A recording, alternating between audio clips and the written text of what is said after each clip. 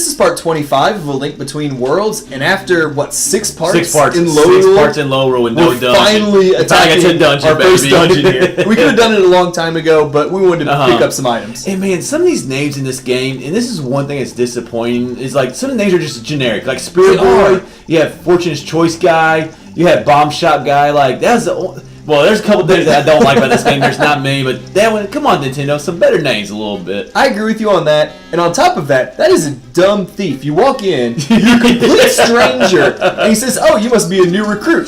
Come on in." And we don't even look close to him. No, we got green clothes. Like I've not really seen the color green in like all of low roll barely. No, except the dirty, poisonous water. That's the only place I've seen green.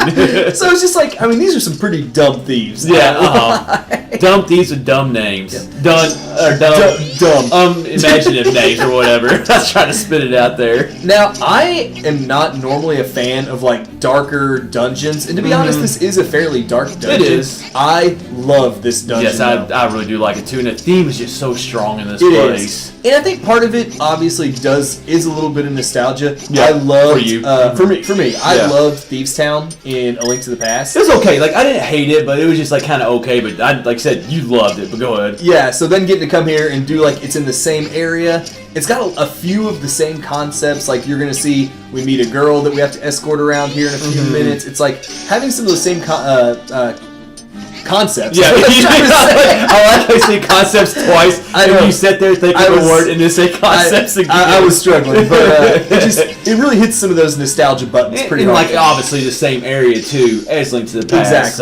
Exactly. I think you might actually have Thieves Town from Link to the Past in your top 10 dungeons of all time. It is. So I knew it was pretty high, but that ranking will get up one of these days. I mean, I kind of agree with you. Like, I mean, I think all these dungeons in low rule are a little bit darker, but this has got a lot of the Earth Temple feel from Wind Waker, and like we both hate that dungeon, but you know what? I actually do really like this dungeon too.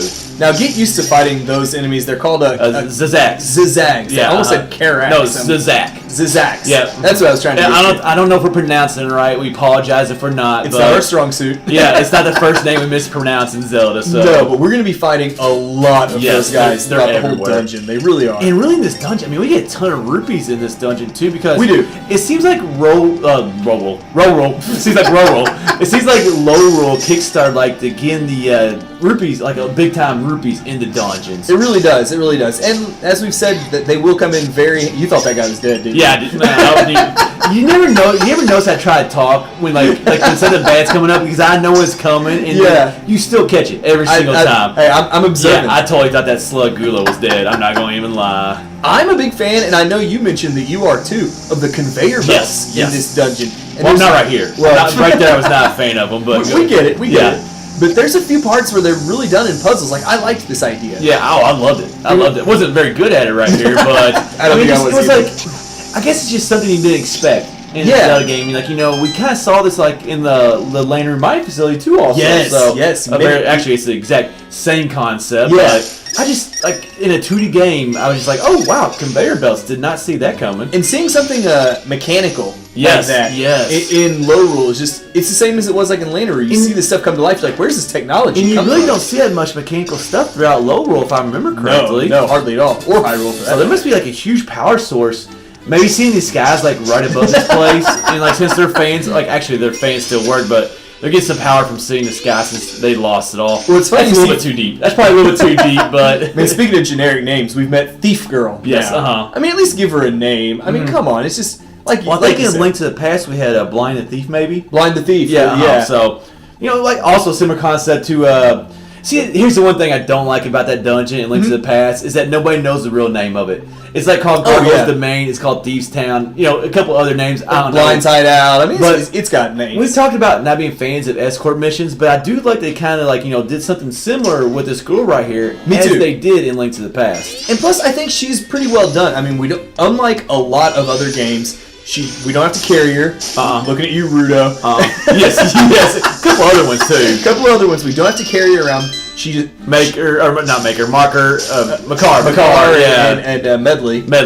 But she doesn't take damage. Nope. I mean, she just follows right along with you, and you can tell her to stay, which will actually help us later on solving some puzzles. And I love that she also helps us solve those puzzles. Yeah. It's kind of just like, you know, a lot of times we have to escort them, like, Yeah, I mean, sometimes there are some puzzles, and then sometimes there's not. So, but it's always nice when you get somebody, and they also help you along your journey. The best thing about Thief Girl, though, is she doesn't betray us like the No, girl that's from true. Link to the Well, they don't know that yet. If they not played. Oh, maybe sorry. Maybe she does betray. No, she doesn't. No. Well, we ruined that one for them. So Sorry. that happens. Hey, we're happy she doesn't. Yes. Now, I was kind of upset with this mini boss right here. Me too. Like, I'm with you. Like, you know, I always hate when they use the same thing. And this right here is just an enemy. Like, yeah, I was flaming the. I was swinging the lantern right there, hitting the wrong button. You didn't scare him away. Yeah.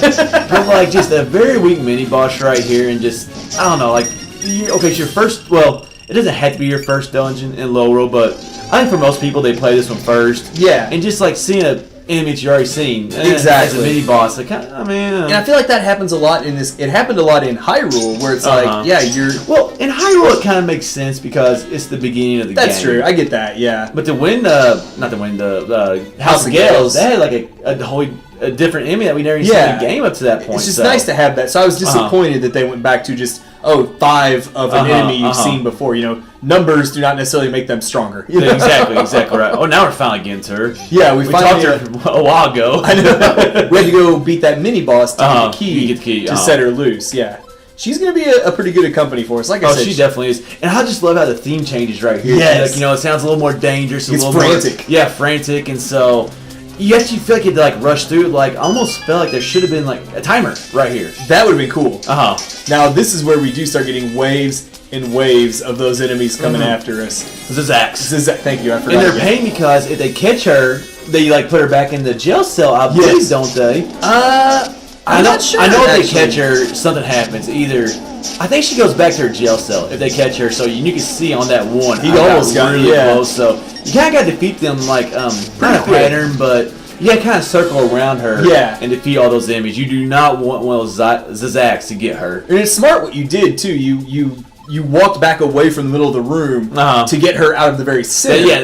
And it makes it a little easier to take every once in a while, I'll do something I'll do something smart like that that's actually got a lot of good strategy to it. Hey, I thought it was a good move. One little touch I really like with her, every time you go up or down the stairs, she turns around to look behind. I did. Just like see if you're like being followed or something like that. I actually just noticed that for the first time there. And it even has like a little graphic with her like turning and looking. Like she's got your back, you know. Yes, she's looking out for you. She's not going to put a knife in it. Okay, but yeah, she's not got her back. She did.